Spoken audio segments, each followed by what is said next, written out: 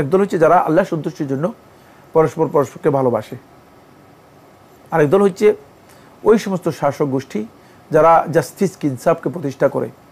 তাদের জন্য আল্লাহ সুবহানাহু ওয়া তাআলা কিয়ামতের দিন সর্বোচ্চ মাকাম দেবেন। তাদেরকে আল্লাহ রাব্বুল আলামিন আরশের ডান দিকে বিশেষ স্টেজে তাদেরকে আল্লাহ রাব্বুল আলামিন উঠাবেন এবং তাদের মুখগুলোকে আলোকোজ্জ্বল করবেন। কিয়ামতের দিন অস্থিরতা বা খারাপ অবস্থা থেকে একদল লোককে নিষ্কৃতি পাবে, যাদেরকে রাসূলুল্লাহ সাল্লাল্লাহু আলাইহি ওয়াসাল্লাম বলেছেন যে আল্লাহ সুবহানাহু ওয়া তাআলা আল্লাহ তাআলা আরশের নিচে ছায়া দিবেন। হাদিসের মধ্যে তাদের কথা বিস্তারিত বর্ণিত হয়েছে। এরা সবাই মূলত অস্থিরতা মুক্ত হবে, সবাই অস্থিরতা মুক্ত হবে। যাদেরকে আল্লাহ রাসূল সাল্লাল্লাহু আলাইহি ওয়াসাল্লাম বলেছেন যে তাদেরকে কিয়ামতের দিন আল্লাহ সুবহানাহু ওয়া তাআলা তার আরশের নিচে ছায়া দেবেন। তোর মধ্যে দুই দল লোক এর চেয়ে বেশি সর্বোচ্চ মর্যাদা পাবে। একদল হচ্ছে যারা আল্লাহ সন্তুষ্টির জন্য পরস্পর পরস্পরকে ভালোবাসে, আরেক দল হচ্ছে ওই সমস্ত শাসক গোষ্ঠী যারা জাস্টিস ইনসাফকে প্রতিষ্ঠা করে। তাদের জন্য আল্লাহ সুবহানাহু ওয়া তাআলা কিয়ামতের দিন সর্বোচ্চ মাকাম দেবেন।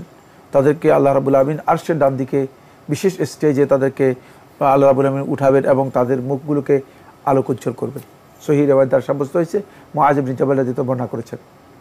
এখান থেকে বোঝা যায় যে সুনির্দিষ্ট কিছু বিষয় রয়েছে যাদেরকে আল্লাহ সুবহানাহু ওয়া তাআলা কিয়ামতের দিন বেশি কঠিন সময়, যখন মানুষগুলো অস্থির হয়ে যাবে, যখন মানুষ দিক বিদিক ছুটাছুটি করবে, ব্যাপকভাবে দিক বিদিক ছুটাছুটি করবে, তখন আল্লাহ সুবহানাহু ওয়া তাআলা তাদেরকে আল্লাহ রাব্বুল আলামিনের আরশের ছায়ার নিচে তাদেরকে ছায়া দিবেন এবং তারা আরামে থাকবে, অস্থিরতা মুক্ত থাকবে।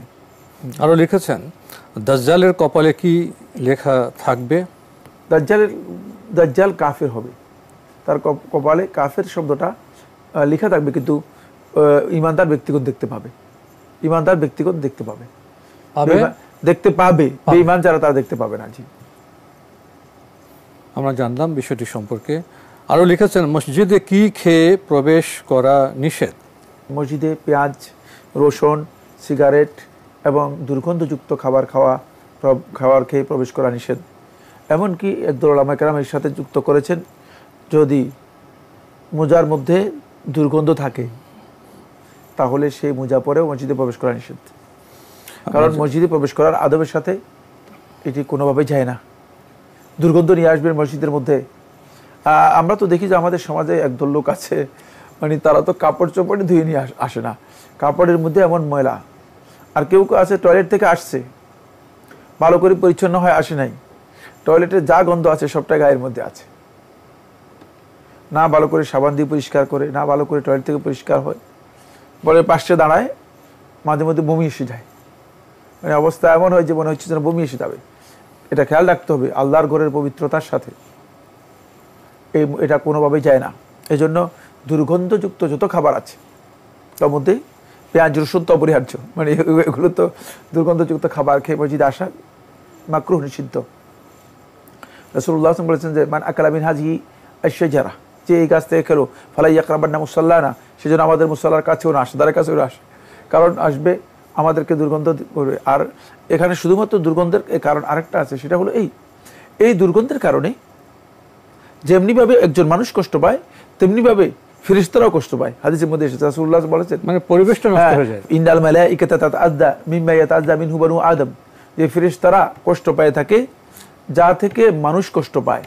সুতরাং মানুষ কষ্ট পায় যেখান থেকে, সেখান থেকে ফেরেশতারাও কষ্ট পায়। তাই মানে ফেরেশতাদেরকে আপনি কষ্ট দিবেন, এটা আপনার জন্য জায়েজ নেই। আর মানুষদেরকে কষ্ট দেওয়া আপনার জন্য জায়েজ নেই, কারণ আল্লাহ সুবহানাহু ওয়া তাআলা কোরআন কারীমের মধ্যে নিষেধ করেছেন ইন্নাল্লাযীনা ইউযুনাল্লাহা ওয়া রাসূলাহু ওয়াল মুমিনিন, যারা আল্লাহ এবং তার রাসূল এবং মুমিনদের কষ্ট দিবে, তাদের অপরাধ হচ্ছে তারা আল্লাহ রাব্বুল আলামিনের উপর বড় ধরনের অপরাধ করার যে মানে শাস্তি, সেই শাস্তি পাবে এবং আল্লাহর উপর অপবাদ দেওয়ার শাস্তি তারা পালন করবে। সুতরাং এটা কোনোভাবেই জায়েজ নেই। এই কারণেই এগুলো খেয়ে মসজিদে আসা উচিত, নিষিদ্ধ এবং হারাম করে সন্দেহ নেই।